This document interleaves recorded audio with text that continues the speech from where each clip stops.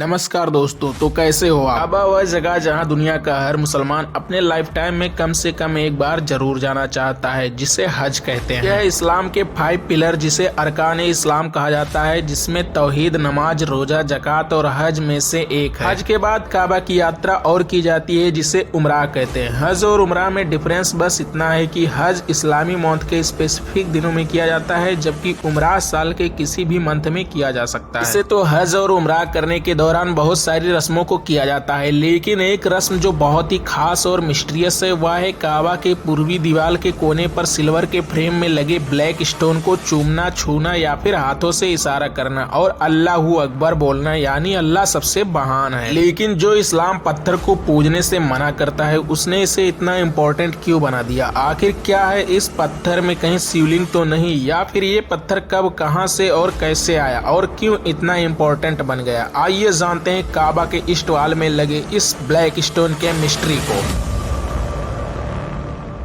चारों ओर सिल्वर के फ्रेम में जड़ा हुआ ये ब्लैक स्टोन, जिसे अरबी लैंग्वेज में अल हजरू अल अस्वद कहते हैं, हिस्टोरियंस एंड अदर रिलीजियंस के लिए हमेशा रहस्य बना हुआ है। इस्लाम आने के बाद इस स्टोन को लेकर इतनी लेजेंड्स बनाई गई कि असली सच उसी में कहीं खो गया। कोई इसे एक धूमकेतु बताता है तो कोई इसे चांद का टूटकर गिरा एक टुकड़ा, लेकिन इन सब बातों का बस अनुमान लगाया जाता है, क्योंकि इसका कोई प्रूव्ड इन्फॉर्मेशन नहीं है। इसलिए अगर हमें इस पत्थर की उत्पत्ति का अनुमान लगाना हो तो अरब और उसके आसपास के पुराने रिलीजियस को देखना होगा। सबसे पहली बात जो इसमें ध्यान देने के लिए है कि इस पत्थर को इस्लाम की सबसे होली बुक कुरान में नहीं बताया गया है। इससे ये तो क्लियर हो जाता है कि स्टोन को पैगंबर के इस दुनिया से जाने के कुछ दिनों पहले या बाद में बनाया गया है। इस स्टोन का जिक्र कुरान में न होकर सिर्फ हदीसों में मिलता है, और हदीसें जस्ट कही कहाई बातें होती हैं जिनका कोई हिस्टोरिकल एविडेंस नहीं होता है। इस स्टोन को लेकर बहुत सी हदीसें हैं, जिनमें से एक हदीस कहती है कि प्रोफेट इब्राहिम जब काबा बना रहे थे तो वाल में एक जगह खाली रह गई, जिसे भरने के लिए उन्होंने अपने बेटे इस्माइल से कहा कि कोई पत्थर ढूंढकर लाओ। इस्माइल जब ढूंढने गए तो उन्हें कोई पत्थर नहीं मिला, और जब वो लौटे तो देखा वहां पर एक पत्थर लगा हुआ है। उन्होंने जब अपने पिता से पूछा तो प्रोफेट इब्राहिम ने कहा कि जन्नत से फरिश्ते जिब्राइल ने इसे लाकर दिया है। बस उसी दिन से ये पत्थर काबा में लगा हुआ है। ग्रीक लैंग्वेज का एक शब्द है बैतुल, सेमेटिक धर्मों यानी ईसाइयत, यहूदी और इस्लाम मानने वालों की मिलीजुली भाषा, यानी सेमेटिक लैंग्वेज में इसे बैत एल या बैतुल कहा जाता है, जिसमें बैत का मतलब होता है घर, होम, और एल मतलब खुदा यानी गॉड। इसी एल वर्ड से इलाह और फिर अल्लाह वर्ड की उत्पत्ति हुई। इस तरह बैतुल का पूरा मतलब हुआ खुदा का घर यानी home of God. Betul word ऐसे पवित्र स्टोन के लिए इस्तेमाल होता था जिसके बारे में ये मान्यता थी कि उस स्टोन में जान है, यानी कि on living stone. Historical information के अनुसार ये पत्थर या तो धूमकेतु के टुकड़े होते थे या फिर उसके जैसे दिखने वाले लावा स्टोन, जिनकी अरब और उसके आसपास के लोग पूजा किया करते थे। बैतुल की इस स्टोन में जान होने की कॉन्सेप्ट पर अगर हम आगे बढ़े तो सही बुखारी हदीस से इसे बेहतर समझा जा सकता है। एक बार जब खलीफा उमर ने स्टोन को ये कहते हुए चूमा कि तू सिर्फ एक पत्थर है, तू ना किसी को कोई फायदा पहुंचा सकता है ना नुकसान, इसलिए अगर तुझे मोहम्मद ने ना चूमा होता तो मैं तुझे ना चूमता। बुखारी की हदीस यहीं तक है, बट हदीस कंज उल उम्माल के अकॉर्डिंग खलीफा उमर की बातों को सुनकर अली उनसे कहते हैं कि अल्लाह ने आदम की संतानों से ह्यूमन को बनाया और सबसे गवाही मांगी तो सबने गवाही दी। इस पत्थर के भी आंख, नाक, कान और मुंह थे। अल्लाह के हुक्म पर इसने भी मुंह खोलकर गवाही दी। उसी दिन से अल्लाह ने वो गवाही इस पत्थर को दे दी और कहा कि उस गवाही को हर हाजी को दे जो यहाँ हज करने आए। इस हदीस से ये मेथड का पता चलता है कि इस स्टोन को उसी तरह जीवित समझा जाता था जैसे अरब के